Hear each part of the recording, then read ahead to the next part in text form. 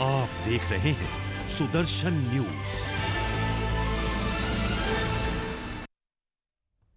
तो चलिए reporters live के सिलसिले को शुरू करते हैं। सीधे जरा ग्राउंड के धुरंधर्स को आप दिखा दीजिए जो हमारे साथ जुड़ रहे हैं सीधे ग्राउंड से, वो चेहरे जो आप तक पहुंचेंगे, आपको महत्वपूर्ण खबरों पर जानकारी देंगे।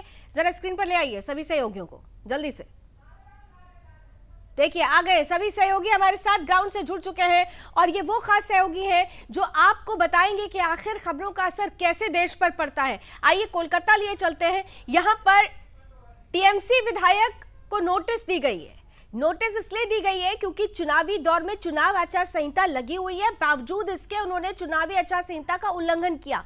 पूरी कहानी क्या है, किस तरीके से टीएमसी विधायक की मुश्किलें बढ़ेंगी, ये सब कुछ आइए सीधे लिए चलते हैं कोलकाता। संगीता जो हमारे साथ जुड़ चुकी है। Sangeeta, over to you. जी लवली, मैं आपको बता दूं कि इसके पहले हमने देखा था कि किस तरह से शुभेंदु अधिकारी ने अपने एक्स हैंडल पर एक वीडियो पोस्ट किया था जिसमें से हमीदुल रहमान, जिसको ये कहते हुए सुना गया था, जो कि विधायक भी हैं उत्तर दिनाजपुर के, तो उन्होंने ये कहा था कि केंद्रीय बल जो है जो अभी 26 अप्रैल तक ही रहेंगे, उसके बाद जब ये चली जाएगी तब हमारे बल रहेंगे, यानी कि टीएमसी के बल रहेंगे, तब आपका क्या होगा। इसलिए जब आप वोट देने जाएं तो सोच समझकर वोट दें। तो इसी पर भारतीय चुनाव आयोग ने मंगलवार को विपक्षी पार्टी के कार्यकर्ताओं और मतदाताओं को धमकी देने को लेकर एक मतलब नोटिस जारी किया है, कारण बताओ नोटिस जारी किया है, जिसमें उन्होंने कहा है कि पश्चिम बंगाल विधानसभा में विपक्ष के नेता जिन्होंने ये जो एक्स पर जो पोस्ट की थी इसी पर दी हुई है, और उन्हें कहा गया है कि 25 अप्रैल शाम 5 बजे तक इसको लेकर जवाब देना पड़ेगा कि इस तरह की बयानबाजी उन्होंने क्यों की है, किस लिए की है। इसको लेकर कहीं ना कहीं टीएमसी अब घिरती हुई नजर आ रही है। नोटिस तो जारी हो गई है, टीएमसी घिरती हुई नजर आ रही है, लेकिन आरोप का दौर भी शुरू हो गया है। कहा जा रहा है कि चुनाव आयोग भी बीजेपी के कहने पर सारी कार्यप्रणाली को अंजाम दे रहा है।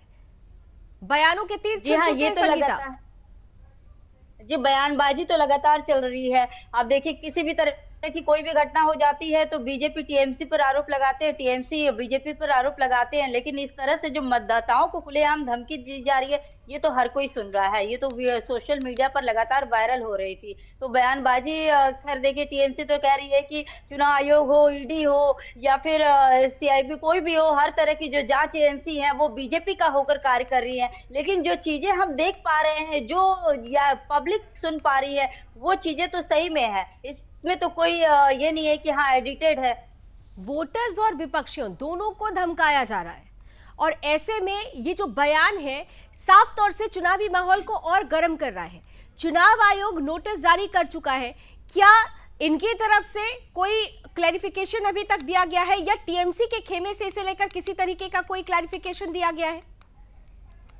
फिलहाल अभी तक कोई क्लैरिफिकेशन दिया नहीं गया है। टीएमसी के खेमे से यही कहा जा रहा है कि चुनाव आयोग बीजेपी की होकर काम कर रही है, इसलिए इस तरह की चीजों को किया जा रहा है। लेकिन हमारा ये कहना है, उनका कहना है कि इस तरह से उनके विधायक ने इसलिए कहा था, ये बस मतलब एक तरह से उनको ये कहना था कि ये केंद्रीय बल जो है ये यहाँ की जनता को परेशान कर रहे हैं। इसके पहले की घटनाओं को लेकर वो कहना चाह रहे हैं कि केंद्रीय बल डरा रही है ग्रामीणों को, जिस वजह से उन्होंने इस तरह के बयान दिए थे। इसके पहले भी हमने दिखाया भी था, कुणाल घोष ने किस तरह से कहा था। जब मैं कुणाल घोष के पास गई थी इन चीजों को लेकर सवाल जवाब किया था, तो कुणाल घोष ने कहा था कि केंद्रीय बल जो है जो केंद्र से आकर यहाँ के जो मतदाताएं हैं उन्हें डराने की कोशिश कर रहे हैं, इसलिए हमारे विधायक ने इस तरह की बात कही है। तो उन्होंने पूरी तरह से बाजी पलटकर बातों को घुमाकर बोलने की कोशिश की। लेकिन ये जो हम जो बयान जो सुन रहे हैं इसमें साफ तौर से यही समझ में आ रहा है कि कहीं ना कहीं मतदाताओं को, और या फिर आप विपक्ष की बात कर ले, विपक्ष को एक तरह से डराने की ही बात कही जा रही है हमीदुल रहमान द्वारा। बिल्कुल। और केंद्रीय बलों की अगर बात की जाए तो पश्चिम बंगाल का इतिहास रहा है कि यहाँ पर चुनाव को फेयर एंड फ्री कराने के लिए केंद्रीय बलों की उपस्थिति कितनी जरूरी रही है। बीते पश्चिम बंगाल चुनाव में हमने देखा था कि क्या परिस्थितियां बनी थी। हालांकि इन सब के बीच अब इस पर जवाब क्या दिया जाता है विधायक की तरफ से, इस पर नजर बनी रहेगी। लेकिन जवाब आज एक किसी और को भी देना है। चलिए अब सीधे दिल्ली लिए चलते हैं। खासतौर से मनीष सिसोदिया के लिए आज का दिन बड़ा महत्वपूर्ण है। आलोक झा हमारे साथ जुड़ रहे हैं। मनीष झा की कुछ ही देर में पेशी होने वाली है राउज एवेन्यू कोर्ट में। सीबीआई की चार्जशीट पर आज बड़ी सुनवाई होनी है। कितना खास दिन है आज का, आम आदमी पार्टी के लिहाज से अगर पूछूं और मनीष सिसोदिया के लिहाज से पूछूं? आलोक। देखिए आज जो चार्जशीट पर सुनवाई होनी है और उस चार्जशीट में सीबीआई ने जो आरोप मनीष सिसोदिया पर लगाए हैं, क्योंकि उस समय मनीष सिसोदिया न सिर्फ दिल्ली के मुख्यमंत्री थे बल्कि उप मुख्यमंत्री थे, बल्कि वित्त मंत्रालय भी मनीष सिसोदिया के पास था। और मनीष सिसोदिया पे आरोप ये है कि उन्होंने कुछ शराब कंपनियों को जो है फायदा पहुंचाने के लिए, उनके टैक्सेस को कम करने के लिए जो है वो काम किया है, और ये लगातार सीबीआई अपने चार्जशीट में कह रही है। तो उसी चार्जशीट पर आज बहस होनी है, जिस पर मनीष सिसोदिया के वकील अपनी दलील को रखेंगे। अगर आप लावनी देखें तो इससे पहले मनीष सिसोदिया ने चुनाव के लिए जमानत मांगी थी, जिस पर 30 तारीख को जो है वो फैसला आना है, और उस पर अदालत ने अपना फैसला सुरक्षित रखा है। तो आज जो है वो एक बड़ी बहस हम इसे समझ सकते हैं, बड़ी बहस हम इसे कह सकते हैं, क्योंकि 23 फरवरी से ही, पिछले साल के 23 फरवरी से ही मनीष सिसोदिया जो है वो जेल के अंदर है और अभी सीबीआई के कस्टडी में है, और सीबीआई जो है उन पर चार्ज फ्रेम कर चुकी है, और उसी चार्जशीट पर आज बहस होनी है। तो आज इस बहस के बाद ये चल पाएगा कि आखिर क्या मनीष सिसोदिया को बेल मिल पाएगा, क्योंकि लगातार मनीष सिसोदिया के तरफ से बेल की मांग की जा रही है। और जैसा मैंने पहले कहा कि एक और याचिका पर 30 तारीख को जो है वो अदालत अपना फैसला देगी। 30 तारीख को जो फैसला आने वाला है, जमानत अर्जी पर ये फैसला आना है। इसके पहले हमने देखा था कि मनीष सिसोदिया के लॉयर ये कह रहे हैं कि बार बार क्योंकि इस जमानत याचिका पर फैसला सुरक्षित रख लिया जा रहा है, इसलिए अब उसका कोई बहुत इंपॉर्टेंट रोल नहीं रह गया है। नए सिरे से वो कह रहे हैं कि इस पर ध्यान देने की जरूरत है। कुल मिलाकर मनीष सिसोदिया की तरफ से जो वकीलों की तरफ से जो तथ्य दिए जा रहे हैं और जो सीबीआई की तरफ से तथ्य दिए गए, क्योंकि हमने बीते दिनों देखा कि हर बार चाहे वो केजरीवाल की बात हो या के कविता की बात हो, बहस तथ्यों पर हो रही है। सीबीआई के तथ्यों में क्या दम ज्यादा नजर आ रहा है आज की परिस्थिति को देखते हुए? देखिए, सीबीआई के तरफ से आरोप ये है, और उस जब लिक्वर पॉलिसी दिल्ली में बदली गई थी, यानी आबकारी नीति दिल्ली में बदली गई थी, उस समय वित्त मंत्रालय मनीष सिसोदिया के पास था।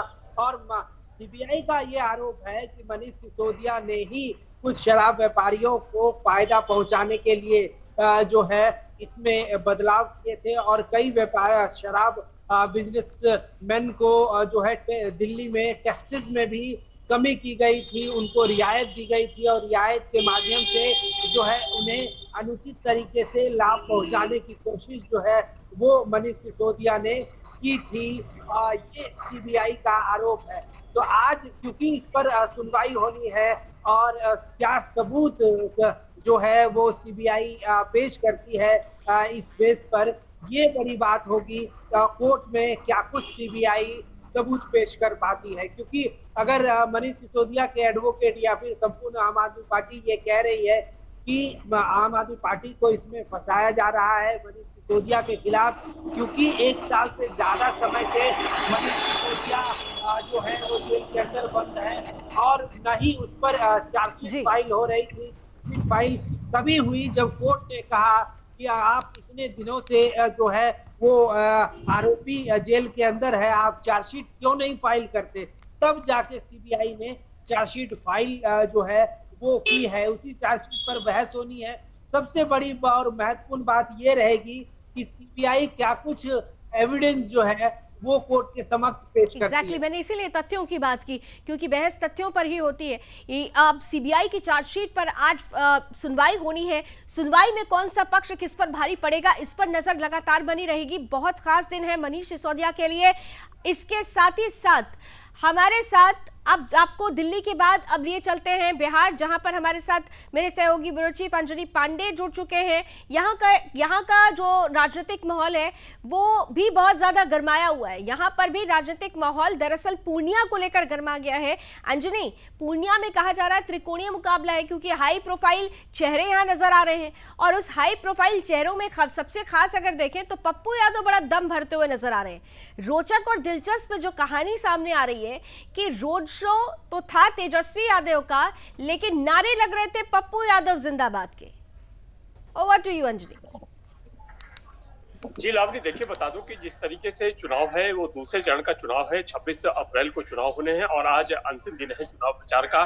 और यह जो रोड शो की बात कही जा रही थी, इस रोड शो में उसके अलावा और भी कई जगहों पर तेजस्वी यादव जब रहे हैं तो उनके सामने पप्पू यादव का जो है वह नारा लगा है। और पप्पू यादव चूंकि कांग्रेस में शामिल हुए थे, लेकिन कांग्रेस से उन्हें पूर्णिया की टिकट नहीं मिली, जिसके बाद राजद ने उन्हें टिकट दिया था बीमा भारती को, और वह महागठबंधन या कहें तो इंडी गठबंधन के तौर पर जो है वह बीमा भारती वहां पर उनके खिलाफ जो है वह लड़ रही है। उनके खिलाफ इन्होंने जो है पप्पू यादव ने जो है वह मोर्चा खोला और उन्होंने फिर नामांकन पत्र दाखिल किया, जिसकी वजह से आज त्रिकोणीय मुकाबला एनडीए के जो वर्तमान सांसद हैं, जदयू के हैं, वो हैं, साथ ही साथ पप्पू यादव और फिर बीमा भारती। और न सिर्फ रोड शो की बात करें तो खुद तेजस्वी यादव ने ही 2 दिन पहले जब पूर्णिया में जनसभा को आयोजित कर रहे थे, जनसभा को संबोधित कर रहे थे, तो उस वक्त तेजस्वी यादव ने यहाँ तक बात कह दी कि यदि आपको बीमा भारती को वोट नहीं देना है, जो मतदाताओं से वो अपील कर रहे थे, तो आप एनडीए के जो उम्मीदवार हैं उन्हें वोट दीजिए और किसी तीसरे जगह नहीं जाना। यानी 2 धाराएं हैं, एक एनडीए गठबंधन है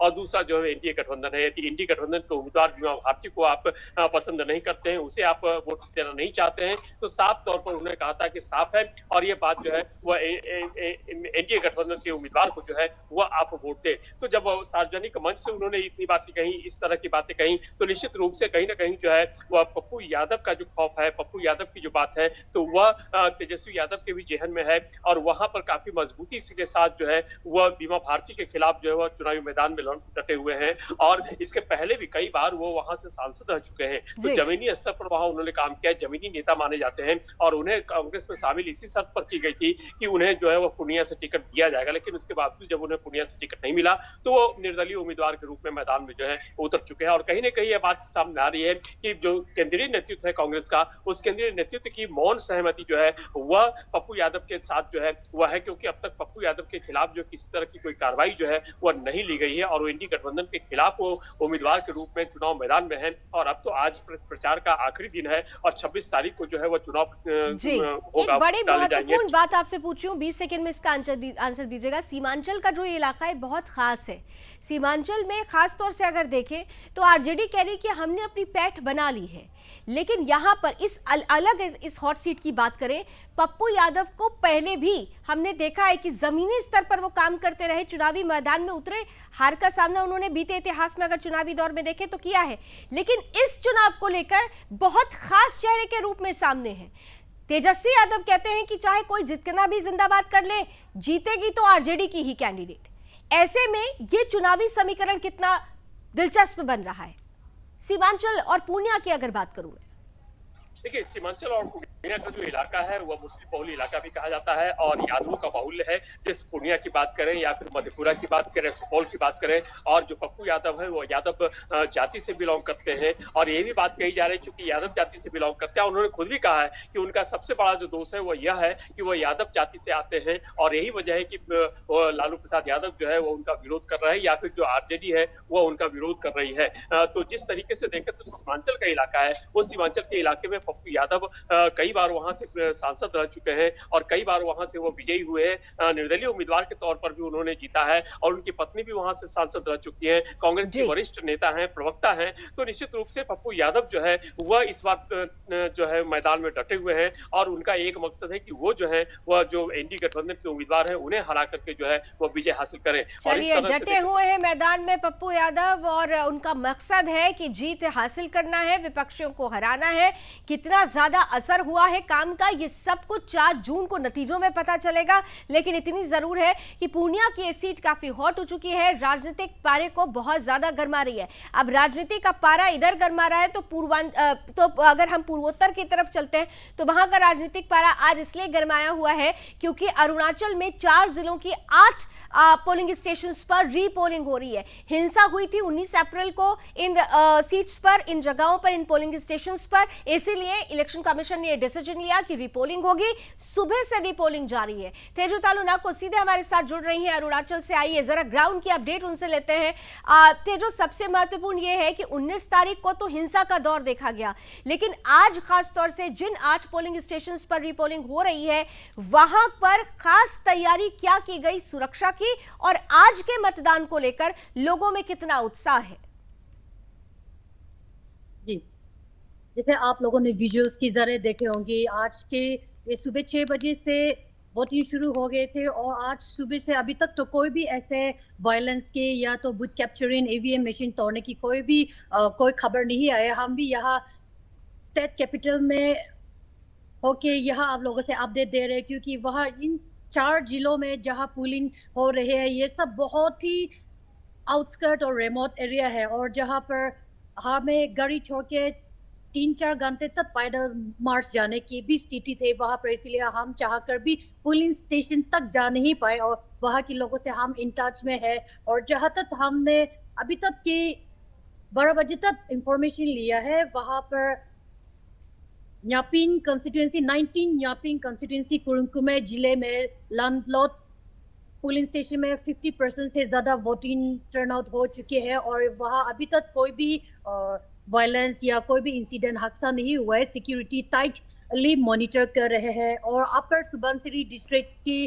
22 नाचक कंस्टिट्यूंसी की बात किया जाए तो हमें लेंगी से इंफॉर्मेशन मिला, वहाँ तक अभी तक तो 60% से ज़्यादा वोटिंग टर्नआउट हो चुकी है। वहाँ पर अपर सुबनसिरी में 4 पोलिंग स्टेशन पर रीपोलिंग है, 22 दिनसर, 33 बोगिया और 34 जिम्बारी, लेकिन इन 3 पोलिंग स्टेशन पे नेटवर्क कनेक्टिविटी ना होने की तेजू तालू, मुझे एक चीज क्लियर कीजिए। 19 तारीख को जब इन पोलिंग स्टेशंस पर पोलिंग हुई थी, हिंसा हो गई थी उस वक्त, लेकिन लोग निकले थे, मतदान हो रहा था, उस समय के उत्साह और आज रीपोलिंग के समय क्या ज्यादा उत्साह है या लोगों में डर है? आप परसेंटेज के लिहाज से जैसे आप बता रही हैं, कंपैरेटिवली आपको क्या नजर आ रहा है 19 और आज की तुलना में? जी, वहाँ पे कंपैरिजन किया जाए तो 19 तारीख को लोग थोड़ी सी हार्श थे। वहाँ पे लोग यहाँ पे जाति जात की थोड़ी सी समस्या होते हैं, तो वहाँ पे कुछ विजुअल्स में हमें ये भी देखने को मिला कि एक दूसरे को पार्टी वाइज फील्ड में, ग्रास रूट लेवल में पार्टी वाइज एक दूसरे के बहुत ही ज़्यादा खिलाफ जाने की दिखाई दिया। लेकिन आज जो है थोड़ा सेंसिटिविटी के साथ लोग बिना इंसिडेंट्स की, बिना हिंसा की वोटिंग शांति से जाने की चाह रहे, यानी आज लोग बहुत सेंसिटिविटी के साथ, बहुत ही संवेदनशीलता के साथ अपने मतदान का भरपूर इस्तेमाल कर रहे हैं, जो उनका अधिकार है उसे पूर्ण रूप से पूरा कर रहे हैं। चुनाव आयोग ने इस बार सुरक्षा की कड़ी इंतजाम कर रखे हैं और इसीलिए यहाँ पर इन 8 पोलिंग स्टेशंस पर जो रीपोलिंग हो रही है वहां की तस्वीर आज अभी तक बेहतर है। हम दिन भर की अपडेट तेजू से लेते रहेंगे, लेकिन उससे पहले अब चलते हैं आपको मध्य प्रदेश, भोपाल में खास तौर से आज प्रधानमंत्री नरेंद्र मोदी का एक भव्य रोड शो होने वाला है। सागर और बैतूल में पीएम मोदी चुनावी जनसभा भी करने वाले हैं। भोपाल में पीएम मोदी के रोड शो को लेकर क्या ग्रैंड तैयारी है, खुद ग्राउंड से ही इन ग्रैंड तैयारियों का जायजा ले रहे हैं रामस्वरूप शर्मा जी। आइए सीधे उनके पास चलते हैं। रामस्वरूप जी, कितना तैयार है आज मध्य प्रदेश पीएम के आगमन को लेकर और खास तौर से भोपाल? बिल्कुल पिछले 8 दिनों से ये प्रधानमंत्री नरेंद्र मोदी के भोपाल आगमन को लेकर, मध्य प्रदेश आगमन को लेकर मध्य प्रदेश भर में चोरों की तैयारियां भारतीय जनता पार्टी ने की है। आज मध्य प्रदेश के सागर में एक बड़ी सभा को प्रधानमंत्री 3 बजे संबोधित करेंगे। उसके बाद हरदा बैतूल लोकसभा जो क्षेत्र है वहां प्रधानमंत्री की शाम को 5 बजे एक बड़ी सभा संबोधित होगी और वहां भारतीय जनता पार्टी के पक्ष में नरेंद्र मोदी प्रचार करेंगे। वहां से दुर्गादास उइके प्रत्याशी हैं। यहाँ सागर की बात की जाए तो लता बानखेड़े को भाजपा ने प्रत्याशी बनाया है। दोनों प्रत्याशियों के पक्ष में प्रचार करने के बाद नरेंद्र मोदी का आगमन मध्य प्रदेश की राजधानी भोपाल होगा। और यहाँ आप देख रहे हैं, मेरे ठीक पीछे आप देख सकते हैं, कल मुख्यमंत्री मध्य प्रदेश के डॉक्टर मोहन यादव ने एक प्रेस कॉन्फ्रेंस में जैसे कि बताया था कि पूरी राजधानी का वो इलाका जहां से वो रोड शो करेंगे ये पूरा भगवामय हो जाएगा। तो रोड के दोनों साइड आप देख सकते हैं, हमारे कैमरा पर्सन आपको दिखा रहे हैं कि भारतीय जनता पार्टी के झंडों से, बैनर से और पोस्टर से पूरे रोड को पाट दिया गया है। ये इलाका मालवीय नगर का इलाका है, लाल परेड मैदान से, और यहाँ से नानके पेट्रोल पंप राजधानी भोपाल का है, वहाँ तक लगभग 1.5 किलोमीटर का एरिया आता है। वहाँ प्रधानमंत्री नरेंद्र मोदी एक रोड शो करेंगे। उसके लिए भारतीय जनता पार्टी ने एक विशेष प्रकार का रथ तैयार किया है, उस पर नरेंद्र मोदी सवार होंगे और भाजपा के प्रत्याशी आलोक शर्मा के पक्ष में। सोशल मीडिया पर बड़ी तेजी के साथ ये कहा जा रहा है कि भोपाल अगर पहुंच रहे हैं प्रधानमंत्री तो भोपाल के लिए कहा जाता है कि यहाँ पर मुस्लिम आबादी ज्यादा है, और सोशल मीडिया पर बड़े जोर शोर से चल रहा है कि मुसलमानों के गढ़ में आज भगवा गर्जना देखने को मिलेगी। रामस्वरूप जी। हाँ, बिल्कुल बिल्कुल बिल्कुल बिल्कुल ये संदेश हालांकि ये आक्रामक संदेश नहीं है भाजपा के और मुसलमानों के बीच में एक समन्वय की स्थिति। कुछ दिन पहले एक तस्वीर और वायरल हुई थी जिसमें आलोक शर्मा प्रत्याशी भाजपा के हैं, उन्हें मस्जिद में मोदी मोदी के नारे करके एक तस्वीर वायरल हुई थी। वो ओरिजिनल तस्वीर थी और प्रधानमंत्री नरेंद्र मोदी के आने से पहले मध्य प्रदेश की राजधानी भोपाल का जो मुसलमान है वो भाजपा के पक्ष में मन बनाने का, वोटिंग करने का मन बना बैठा है। ये सुरक्षित सीट भारतीय जनता पार्टी की मानी जाती है। यहाँ से पिछले चुनाव में साध्वी प्रज्ञा सिंह को लोकसभा का प्रत्याशी भारतीय जनता पार्टी ने बनाया था और भारी मतों से वो यहाँ से चुनाव जीती थी। इस बार भी जो पक्ष है भारतीय जनता पार्टी के पक्ष में नजर आ रहा है, आम मतदाताओं का भी और मुस्लिमों का भी। चलिए, तो क्या रंग होगा आखिर 4 जून को हम देखेंगे उस रंग को और उस तस्वीर को भी, जीत किसके खाते में जाती है। लेकिन भोपाल में जैसे आपने कहा कि भगवामय पूरा नजर आ रहा है, पूरा भोपाल रोड्स को पूरी तरह से भगवामय कर दिया गया है। नजर बनी रहेगी। रामस्वरूप जी आपके पास आते रहेंगे, लेकिन अब चलिए जरा प्रधानमंत्री नरेंद्र मोदी के संसदीय क्षेत्र वाराणसी भी लिए चलते हैं आपको, जहां पर आज गृह मंत्री गरजेंगे। अमित शाह का दौरा है, यहाँ पर आज खास रोड शो करेंगे वो, और इसके अलावा जो कार्यकर्ता है उनसे मिलकर, कार्यकर्ता पदाधिकारियों से मिलकर जीत का मूल मंत्र भी देंगे। प्रधानमंत्री नरेंद्र मोदी को लेकर तो अंशुमन दुबे के पास चलते हैं, सीधे हमारे साथ ग्राउंड से जुड़ रहे हैं। अंशुमन जी, सीधे तौर पर देखें तो प्रधानमंत्री के आगमन को लेकर तो वाराणसी बहुत ज्यादा उत्साहित रहता है। गृह मंत्री अमित शाह के इस आगमन को लेकर कितना उत्साह है वाराणसी में? देखिए, इसमें कोई शक नहीं है कि प्रधानमंत्री के बाद सबसे ज्यादा लोकप्रिय अगर भारतीय जनता पार्टी में किसी नेता को समझा जाता है केंद्रीय स्तर पे, तो वो गृह मंत्री अमित शाह खुद हैं। लगातार उनके बेबाक बयान हो, चाहे उनकी शक्ति हो, चाहे उनकी स्पष्टता हो, हर एक आदमी उनका कायल है, चाहे वो पक्ष का हो चाहे विपक्ष का हो, उनका खुद का आदमी हो या उनके विपक्ष का आदमी हो, हर व्यक्ति उनका सम्मान करता है इस मामले में कि जो अमित शाह कहते हैं वो करते हैं और उस पर डटे भी रहते हैं।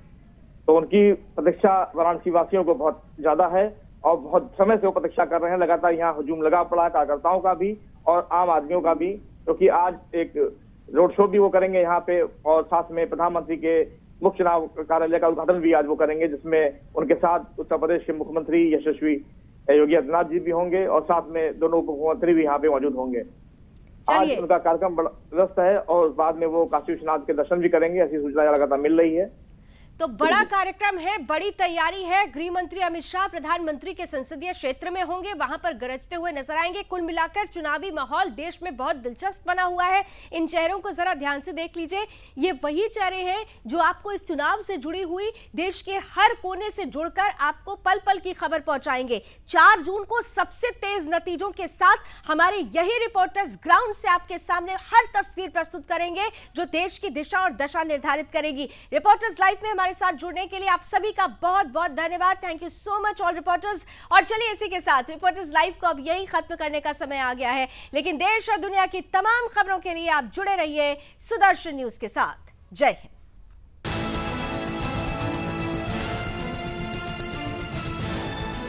आप देख रहे हैं सुदर्शन न्यूज।